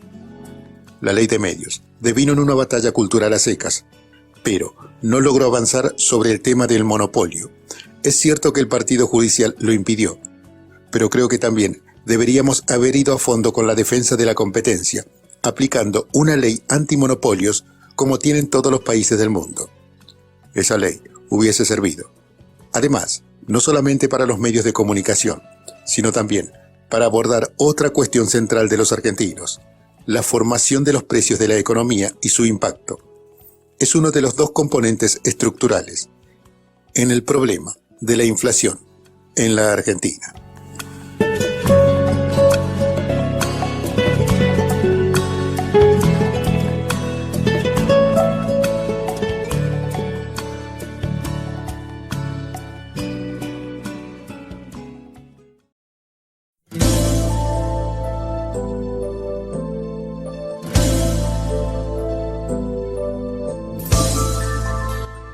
El mecanismo del odio y la mentira. Cada vez con más frecuencia pienso, ¿cómo hacen dirigentes, hombres y mujeres, que luchan por una sociedad más justa, con equivocaciones, con aciertos, con errores, en definitiva con su humanidad a cuestas? Personas que batallan por un mundo diferente, con ideas diferentes, para que haya igualdad de oportunidades. No para ser todos iguales, porque no lo somos, sino para que este mundo sea un lugar más habitable y más justo. Y que de repente, como me pasó a mí, son atacados, vilipendiados, difamados e injuriados, con mentiras que se difunden a mansalva y verdades que se ocultan todo el tiempo. no puedo dejar de pensar en las dificultades de una sociedad que no cuida o no se toma el tiempo de ver cómo son las cosas verdaderamente. Es una preocupación que no puedo sacar de mi cabeza. ¿Cómo se hace cuando a través de la mentira se genera un sistema de creencias en amplios sectores de la población que va contra sus propios intereses? Aunque, en realidad, a esta altura, ya nada debería asombrarme, porque hasta me atacaron por ser abogada y mintieron diciendo que no lo era. Sí, me discutieron el título de abogada 2 veces en 2 juicios diferentes en Comodoro Pi. ¿Cómo no iba a pasar lo que pasó cuando le llenaron la cabeza a la gente diciendo, por ejemplo, que el impuesto a las ganancias que le descontaban de su sueldo era para sostener planeros o vagos? Si hasta le hicieron creer que no era abogada. Mientras escribo estas líneas y mirando en retrospectiva, se ve con más claridad la ofensiva que el Grupo Clarín había desplegado contra el impuesto a las ganancias en los sueldos más altos. Se lo dije a los trabajadores y a los dirigentes sindicales, porque me dolió mucho que en nuestra gestión, con todo lo que habían logrado, a veces hicieran las cosas tan complicadas, hubieran sido tan intransigentes y que sin embargo, con este gobierno que los ha perjudicado absolutamente en todo, algunos de ellos arreglen cerrar paritarias a la baja. Los dirigentes sindicales que estuvieron durante nuestra gestión son los mismos que estuvieron antes de que llegáramos al gobierno, y en su gran mayoría son los mismos que aún permanecen. Están hace décadas en su gremio, y sin embargo, al repasar la historia de sus sindicatos, de sus trabajadores, de los derechos conquistados y de sus convenios colectivos de trabajo, no hubo periodo más fructífero para ellos que los 12 años y medio del kirchnerismo. En realidad, a esta altura, creo que más que buenos dirigentes sindicales, los trabajadores deberían votar buenos gobiernos. Es un tema que me desvela. ¿Cómo el ser humano puede cometer esos errores y no darse cuenta que está atentando contra sus propios intereses? El otro día charlaba con Axel Kicillof, quien fuera nuestro ministro de Economía durante mi segundo mandato, y me decía que él también había estado reflexionando mucho sobre el procedimiento que utilizaron en varios planos para poner en contra de nuestro gobierno a distintos sectores. Por ejemplo, con la resolución 125 de las retenciones móviles de los pequeños productores, para los que habíamos creado las retenciones segmentadas y que terminaron defendiendo los intereses de las cerealeras. Hoy, muchos están fundidos por las tasas de interés del Banco Nación y el precio dolarizado de los insumos y el combustible, o cómo manipularon la regulación cambiaria que bautizaron como cepo, para que la clase media defendiera los intereses de la timba financiera y los grandes fugadores de divisas. Y hoy, no solo ya no pueden ahorrar en dólares, sino que tampoco lo pueden hacer en pesos o con las DJI, declaraciones juradas para importar, para que la falta de algunas boludeces, como los tampones importados o los vasos de café de Starbucks, sirviera para defender los intereses de las multinacionales y de los importadores. Y hoy no pueden comprar ni los productos nacionales, o peor aún, los jubilados, corriendo tras la zanahoria del 82% móvil que les prometieron. Y ahora no tienen ni para comprar los remedios, porque ni siquiera les quedó el PAMI. Me decía Axel. Y pensar que todos estos sectores revivieron con el kirchnerismo, especialmente los jubilados, y se nos pusieron en contra por falsos problemas que se magnificaron mediáticamente. Tiene razón, aunque debo decir que de todos los ejemplos, el que se lleva las palmas es el tema de los subsidios a las tarifas de los servicios públicos, donde usuarios, comerciantes, empresarios y productores repetían todos como un mantra: pagamos muy poco, sin advertir el impacto de ese precio de la economía en el crecimiento y desarrollo. Y el subsidio, que antes pagaba el Estado, ahora lo pagan ellos de sus bolsillos o los amigos y testaferros de Mauricio Macri. Madre de Dios. Sí, creo que debemos prestar especial atención, porque cruza transversalmente a la sociedad. La cuestión que se plantea en torno a los beneficiarios de los programas sociales, ya que no es difícil, por ejemplo, encontrar a la empleada de una casa de familia que dice que no está de acuerdo con la asignación universal por hijo porque no trabajan y les pagan, y que ella se levanta muy temprano en la mañana para ir a trabajar. Es todo un tema, y hay que abordarlo desde lo sociológico, psicológico y económico en toda su complejidad. ¿Qué es lo que está pasando en Argentina? Creo que un factor determinante para explicar lo que sucede es el profundo odio que siente una parte de este país contra el peronismo, y también las mentiras en un círculo que se retroalimenta y del que a muchos les resulta imposible salir. Se trata de un odio que empezó hace 70 años cuando el peronismo le dio derechos a la gente, derecho a tener vacaciones pagas, al aguinaldo, a ser indemnizados si los despedían, entre muchísimos otros. Allí radica una parte importante del odio. Es un profundo desprecio y temor a la insolencia de las clases populares. Es notorio cuando uno los escucha y los lee. Incluso, no pocos trabajadores sienten ese odio al peronismo y uno piensa: ¿vos por qué crees que tenés vacaciones? ¿Evita y Perón fueron la pesada herencia, como dice el gobierno de Macri? ¿O la difamación y el ataque que sufrieron los dirigentes populares, que por ejemplo también sufrió Hipólito Yrigoyen, que cuando lo derrocaron, una turba invadió su departamento en la calle Brasil para abrirle los colchones porque el diario Crítica había dicho que adentro de ellos había plata? No tan curiosamente, lo mismo que dijeron y dicen de nosotros. Clarín llegó a publicar en letra de molde que yo dormía sobre un colchón de dólares. Dormir sobre un colchón de dólares. Hubiera sido un poco incómodo, ¿no? Pero además, ¿por qué razón voy a dormir arriba de un colchón de dólares? ¿Alguien de verdad puede pensar eso? En la misma nota decían que yo obligaba a los empleados de Olivos a caminar con la cabeza gacha, para que no me mirasen. ¿Cómo se dará este tipo de orden, de caminar mirando para abajo? Mentiras absurdas, pero, como alguien me dijo, dirigidas a los que te odian, a los que necesitan creer eso para seguir alimentando el odio. Siempre me pregunto hasta dónde han logrado penetrar en el imaginario de la sociedad y si esto será algo circunstancial hasta que la gente lo advierta o será más a largo plazo. Me pregunto si así como ha mejorado la ciencia en el tratamiento de las enfermedades, no ha mejorado también la mecánica de penetración de los medios, si no se trata de un sistema más sofisticado. Si es así, se va a tornar mucho más difícil para los movimientos populares y democráticos la defensa de la sociedad y de la inclusión. Estaremos en una etapa civilizadora en donde la sociedad la manejan de tal manera que va a ser imposible reaccionar sobre lo que le está pasando y entonces vamos a estar condenados a repetir la sumisión. Son cosas que me pregunto mientras escribo. Tengo una tendencia a conocer la historia y creo que en algún momento todo vuelve. Pero dudo acerca de si el grado de sistematización de la dominación actual no terminará obturando definitivamente las posibilidades emancipadoras. Humberto Eco decía que la gente no lee nada, escucha poco y mira todo. De modo que una imagen, un sketch de televisión o algo armado puede influir más que la obtención de un derecho. ¿Será así? Considero que la dominación, la de carácter cultural, es la más fuerte de todas. Siempre es un problema de instrumentos.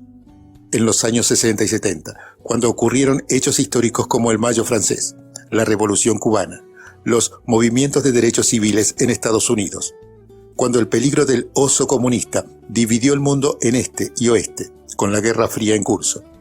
Para el poder era necesario suprimir los cuerpos. Por eso los instrumentos eran fuerzas armadas, la cárcel, la tortura y la muerte. No había tecnología suficiente para convencer cabezas. Ojo, de ninguno de los dos lados de la cortina de hierro. Ahora piensan que con las nuevas tecnologías pueden resolverlo.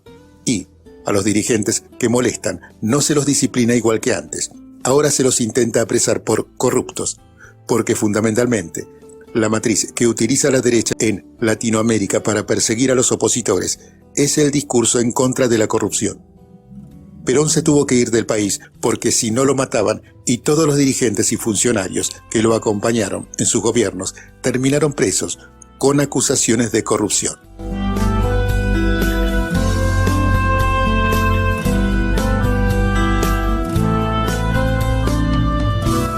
Lo novedoso es que actualmente no es el Poder Judicial el que condena.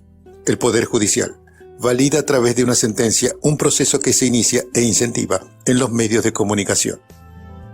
Los medios instalan e inventan denuncias y luego la justicia valida ese relato mediático. Ya no hay que convencer a los jueces, hay que convencer a los que votan.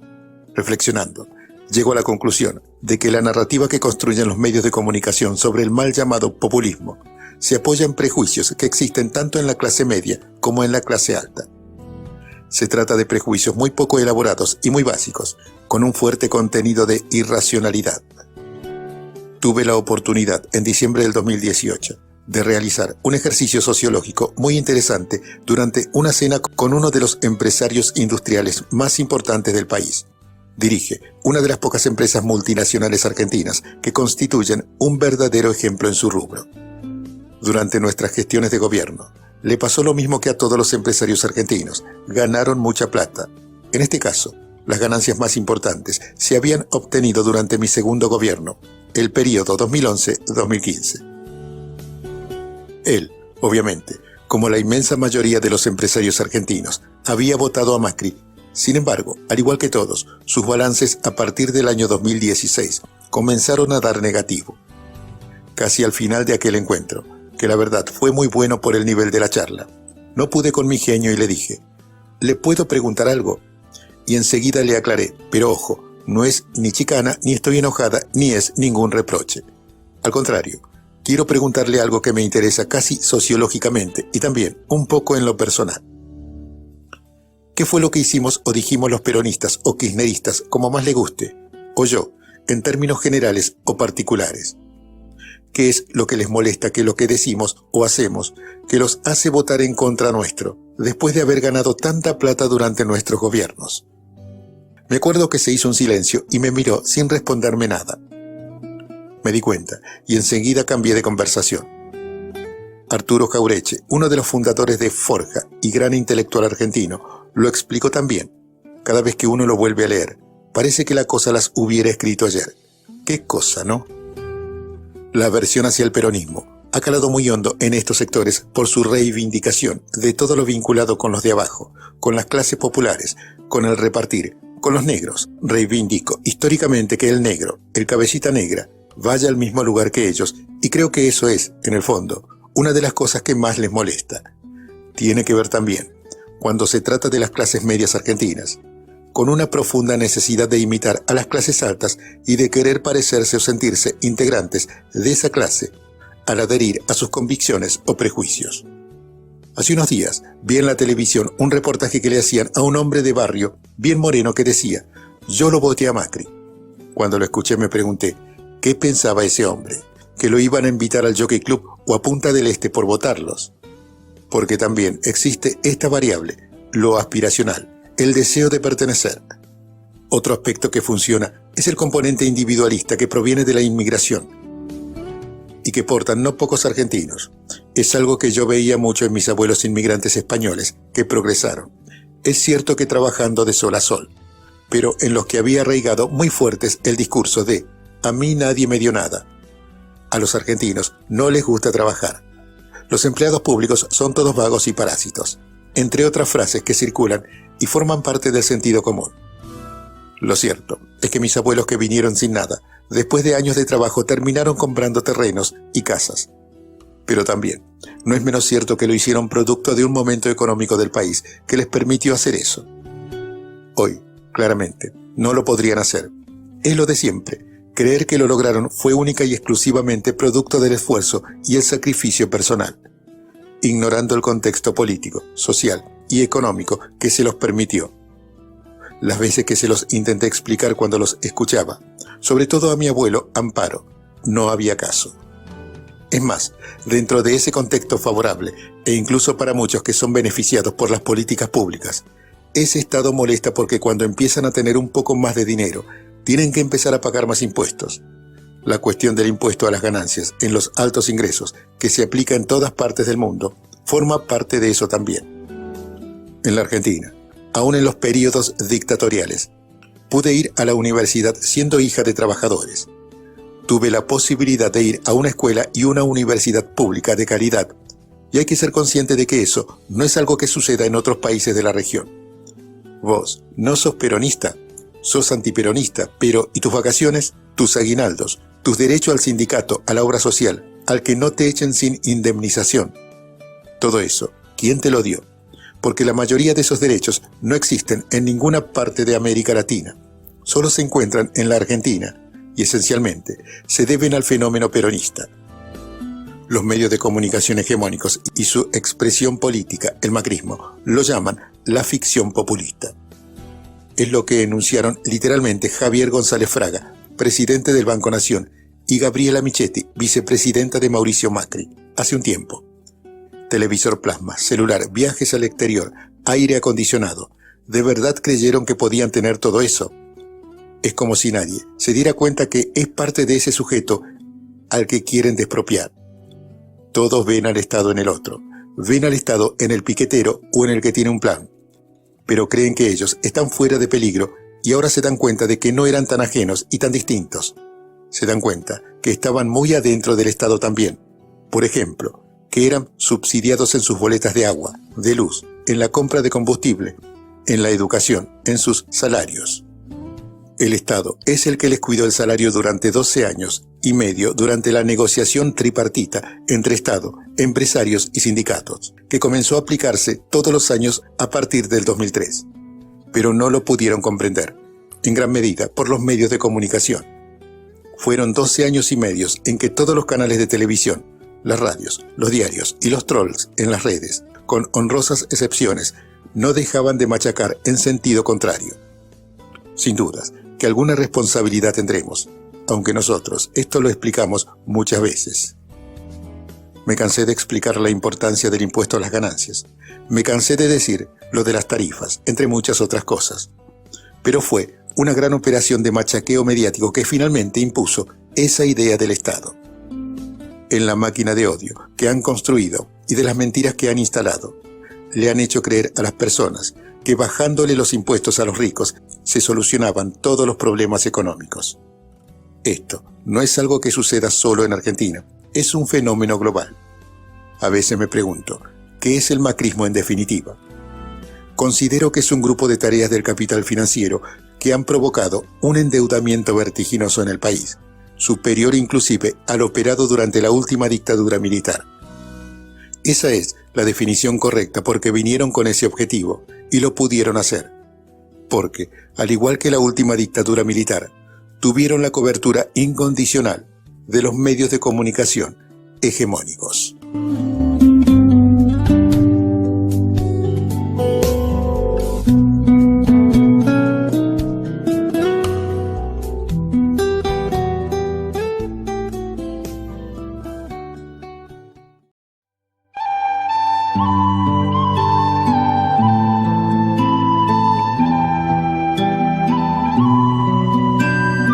La dictadura perfecta. Noticias falsas y guerra jurídica. Al comienzo de este capítulo, el primer subtítulo fue De crítica a Clarín, para graficar la historia de la influencia mediática en Argentina de la primera mitad del siglo. Han transcurrido 70 años desde la fundación del diario Clarín, y en el mundo han surgido nuevos instrumentos para la dominación y el control de la opinión pública, y sobre todo, el pensamiento a partir de instalar un sentido común, incentivar odios históricos a la política, al peronismo o raciales, a los negros o a los extranjeros, por ejemplo. Curiosamente, en un país de inmigrantes como la Argentina. Para inducir estos prejuicios, cuentan con una batería de nuevos medios expresados en las redes sociales y en el control de bases de datos. En 2015, el trabajo monumental de las redes sociales manejadas por Cambiemos intentó convencer a miles de argentinos que la muerte del fiscal Nisman era responsabilidad de mi gobierno. Mi responsabilidad. Así comenzaron la campaña electoral. Luego, para llegar al poder, como se vio en el debate para las elecciones presidenciales, prometieron el oro y el moro, a sabiendas de que no cumplirían ya que su plan no era sino el que está en marcha: endeudamiento, privatizaciones, disolución del Estado, anulación de mejoras laborales y jubilatorias, saqueo de recursos naturales y del patrimonio social de los argentinos. Sería imposible detallar cada una de las mentiras, como la construcción de 3.000 jardines de infantes con la plata del fútbol para todos. Pero sí es posible identificar el mecanismo de repetir una mentira hasta que ella quede, tal como aconsejaba el verdadero community manager de Hitler, Joseph Goebbels. A comienzos del 2018, los argentinos conocimos el nombre de una empresa, Cambridge Analytica. Una investigación de los diarios New York Times de los Estados Unidos y El Observador y El Guardián de Inglaterra reveló cómo ex empleados de la compañía confesaron los métodos usados para conseguir datos de 50 millones de perfiles o usuarios de la red social Facebook y por medio de un programa inferir las conductas o los gustos de esa gente para tratar de anticipar cómo sería su voto y en todo caso cómo modificarlo de ser necesario.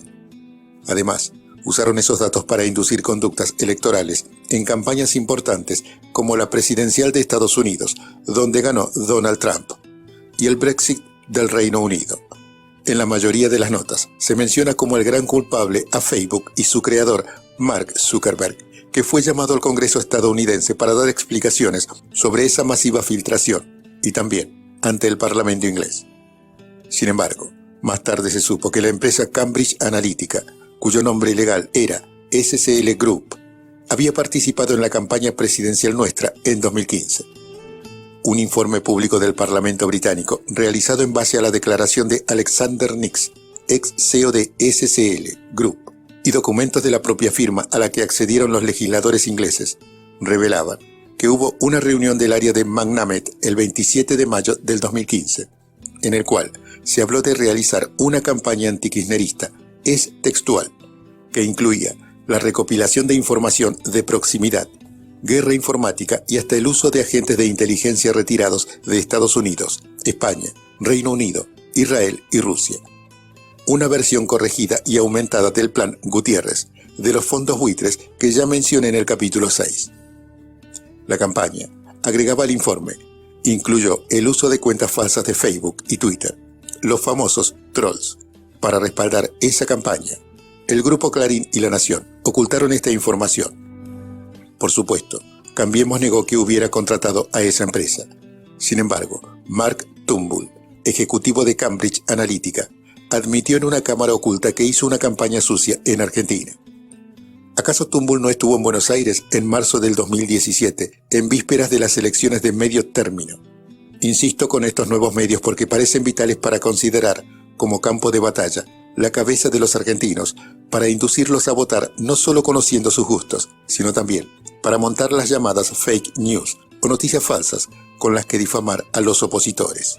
Ante el escándalo que estalló en los parlamentos norteamericano e inglés, Clarín y La Nación se apuraron a impulsar un comité para limitar las noticias falsas. Me pregunto si es posible que los limiten quienes los producen. ¿Cuánto cinismo? Impulsar a través de Twitter o Facebook, con un ejército de trolls, soldados virtuales, la guerra no convencional o periodismo de guerra, con el que me difamaron a mí y a mi familia y a nuestro gobierno, ha sido la práctica corriente de Cambiemos. Así funcionan. ¿Qué otra cosa es entonces lanzar la idea descabellada de que nos robamos un PBI, unos 600.000 millones de dólares, y que los teníamos en una bóveda, que por supuesto nunca encontraron porque no existe? O las cuentas en el exterior, según el operador periodístico de Clarín, Daniel Santoro. Ahora sabemos también extorsionador de Máximo Kirchner y de la exministra Nilda Garré.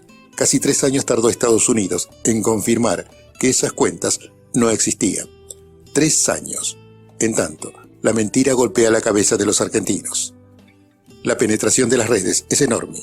Sabemos que el 78% de los argentinos tiene acceso a Internet a través de computadoras y un número mayor por los teléfonos celulares, y que las principales redes sociales que integran son, en ese orden, Google, YouTube y Facebook.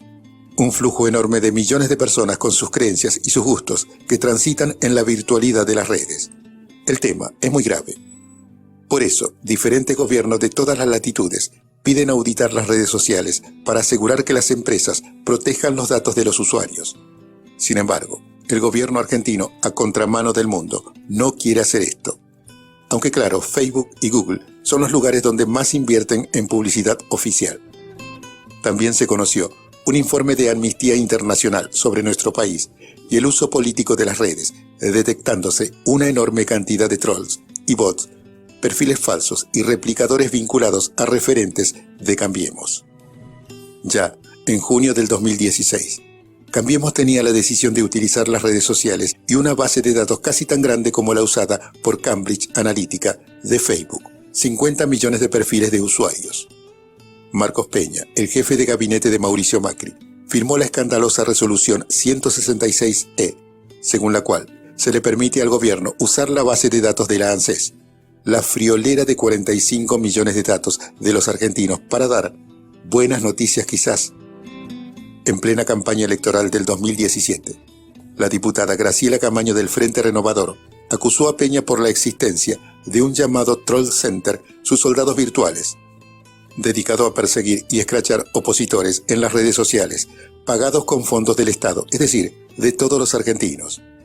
En este mismo orden de cosas, pero fuera de las redes sociales, Netflix es el mayor exponente global de la televisión que se distribuye por Internet. A propósito de la promoción de contenidos originales como Narcos o El Mecanismo, una serie inspirada en el famoso Lava Jato contra Lula da Silva en Brasil y que promocionó el ascenso a Jair Bolsonaro, se generaron suspicacias en relación a la línea editorial de esa empresa, ya que más de un tercio de su producción para América Latina trata de temas vinculados con el crimen organizado, el narcotráfico, la corrupción política y la violencia social. O sea, que esta gran plataforma, tan usada y consumida por todos nosotros, hice referencia a mi afición durante el año 2016 a algunas de sus series. Es también una empresa de medios audiovisuales que toma decisiones editoriales que tienen influencia en la formación de la opinión pública. Tal vez por eso, hubo una reacción de autodefensa para miles de usuarios al difundirse la posibilidad de la producción de una serie llamada Codicia, del estilo de El Mecanismo, del operador de Clarín Jorge Lanata, especialista en noticias falsas y armado de operaciones como la que lanzó en 2015 contra el candidato a gobernador del peronismo en la provincia de Buenos Aires, el mayor distrito electoral del país, Aníbal Fernández, involucrándolo en un triple asesinato de narcotraficantes. No puedo dejar de preguntarme entonces, ¿qué ocurriría si no nos preparamos para protegernos de las noticias falsas o de los ejércitos de la noche, como llamo a los trolls de Cambiemos? O de la desinformación premeditada de los medios hegemónicos. Podemos vencer la mentira, la difamación y aquello que no consigan con un engaño, un fraude indirecto. Lo conseguirán con fraude directo. El caso de los llamados aportantes truchos de Cambiemos en la campaña electoral bonaerense en 2017. ¿Cómo debería llamarse? Nada de esto se podría haber hecho sin el concurso de la principal corporación mediática y su asociada, La Nación. Tampoco sin la impunidad judicial.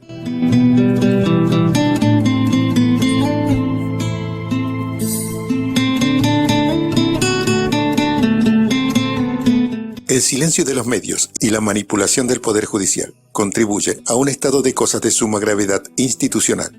Si algo distingue al fascismo, fue que supo naturalizar el odio como alimento o armamento de combate contra el otro, a someter o exterminar.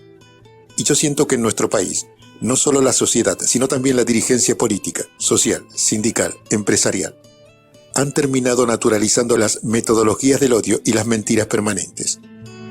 La filósofa alemana lo explicó muy bien durante el juicio de Adolf Eichmann, criminal nazi capturado en Argentina, en La banalidad del mal, cuando analizó el régimen hitleriano del cual Joseph Goebbels era su principal ministro de propaganda.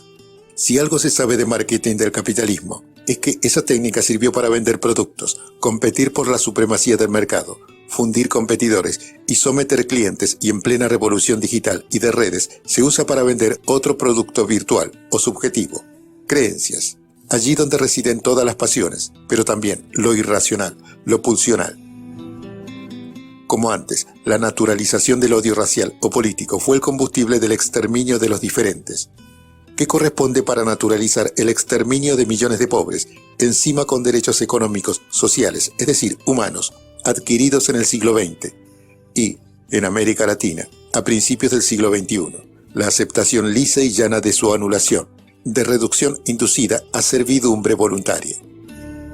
Pasar de ciudadanos a esclavos. La carga de odio del fascismo, que inducía a la eliminación física de los opositores o estigmatizados del régimen, se trastocaría así en el intento de persuasión de las bondades de someterse a costumbres, creencias, que cosifiquen sin posibilidades de reacción el estado de las cosas, es decir, ser pobres y vivir como pobres y morir como pobres, es más que un acto de violencia, es un acto de piedad, de redención, o peor aún, de moda. Popularmente se lo conoce como militando el ajuste, si vas a ser reducido a la servidumbre, que sea voluntaria, que sea aceptada como un honor, como una moda, como una virtud. Parece decir cada uno de los artículos, de los programas, de los tweets y de las plataformas en donde, por ejemplo, acaban de decirnos que es moda vivir en 16 metros cuadrados, no tener aire acondicionado con 45 grados, no desayunar, comer tierra para hacer dieta, o la última moda, que comer de la basura es catalogado en Clarín como una pasión argentina. Y todo definido como un acto de decencia y no de crueldad, elogiado por los comunicadores de una economía depredadora. El Papa Francisco habla de la sociedad del descarte. No tengo dudas que el Grupo Clarín es parte del conglomerado que gobierna. Cuando en muchos años se analice la historia argentina, la historia económica, el rol que la historia le asignará a Clarín no será nada nuevo.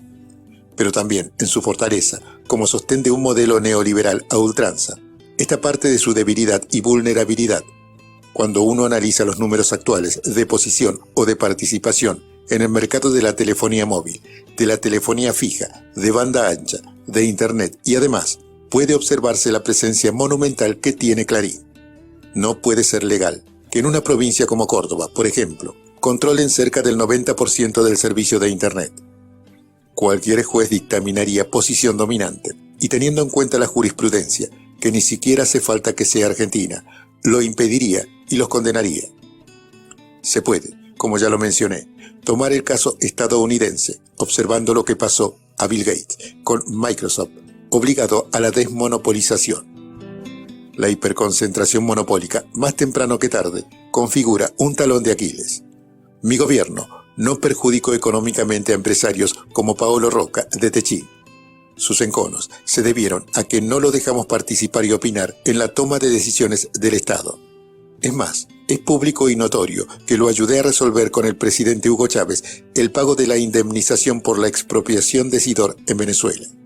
Más allá de las mentiras y de falsos arrepentidos, en las aún más falsas fotocopias de los cuadernos están los cables oficiales de la embajada norteamericana, revelados por Wikileaks. Su testimonio y veracidad son inapelables.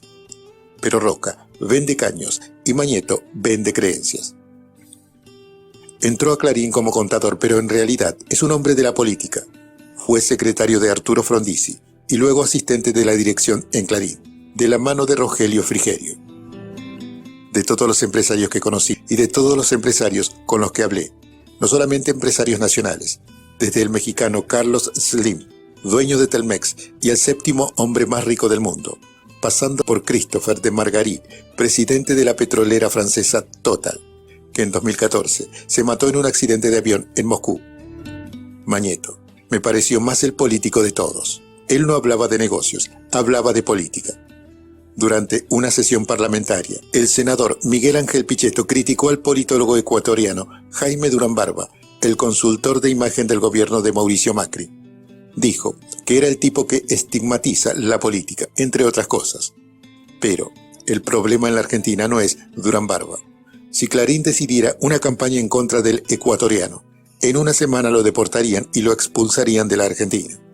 Por favor, el genio constructor del poder de Macri, de las corporaciones, es Mañeto, no Durán Barba, porque lo que no puede explicar lo ocultan. Privan a los ciudadanos de saber la verdad y de tener información veraz.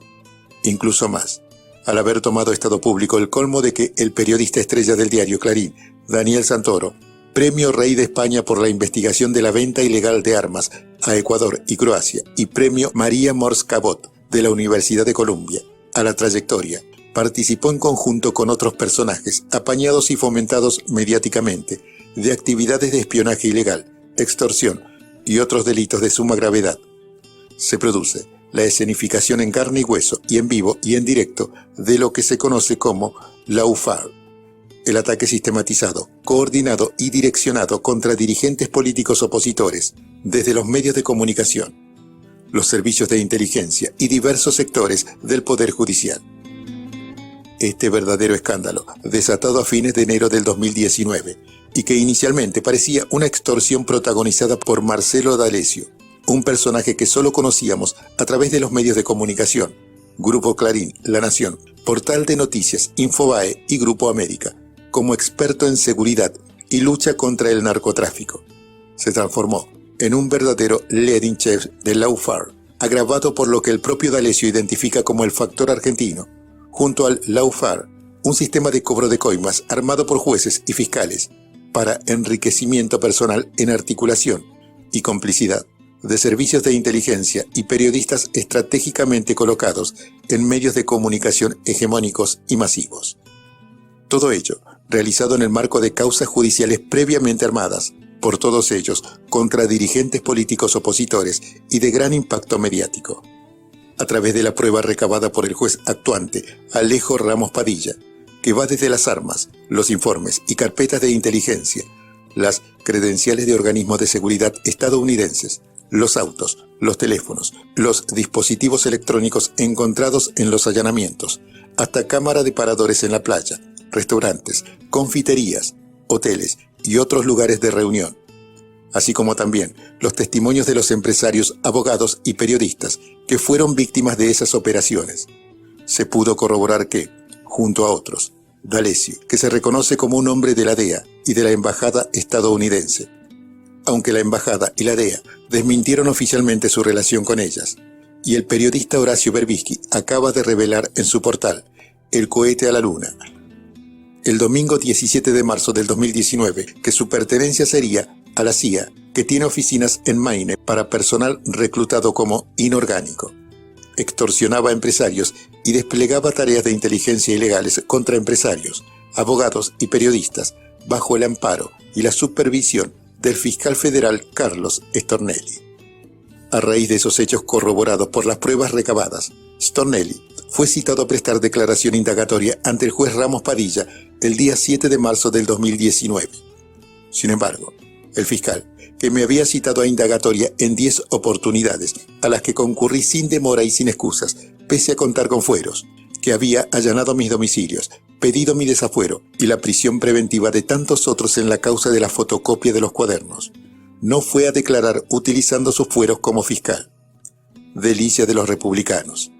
Clarín omitió en su tapa, en sus páginas y en todo su aparato de difusión, radios, canales y otros diarios, dar cuenta de toda esa información. Directamente la ocultó.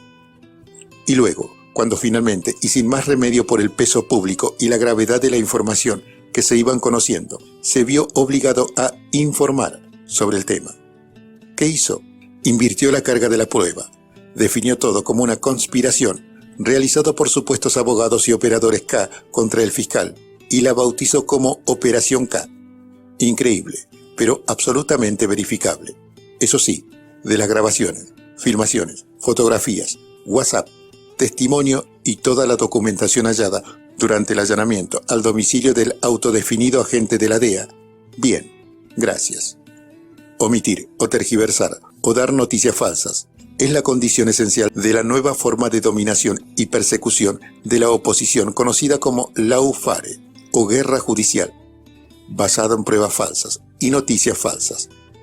La manipulación de la información, así como la privación de la información veraz, deberá ser considerada alguna vez una violación flagrante a los derechos humanos, porque es una puerta abierta a una nueva esclavitud, como señaló en 1932 el escritor Aldous Huxley en su libro Un mundo feliz. Una dictadura perfecta tendría la apariencia de una democracia, pero sería básicamente una prisión sin muros en la que los presos ni siquiera soñarían con escapar. Sería esencialmente un sistema de esclavitud en el que, gracias al consumo y al entretenimiento, los esclavos amarían su servidumbre. Es, en este sentido, y por todo esto, que no tengo ni tuve un problema personal alguno con Clarín. Sí creo que los argentinos, por la construcción de su futuro, de su libertad y de su bienestar, tienen un grave problema con Clarín y con el sistema concentrado y monopólico de medios que comanda.